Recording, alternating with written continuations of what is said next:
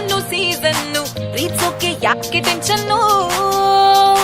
ಪ್ರೀತಿಲಿ ಇದ್ದೋನು ಜಗವನ್ನೇ ಗೆದ್ದೋನು ಪ್ರೀತಿನೇ ನಮ್ಗೆ ಆಕ್ಸಿಜನ್ನು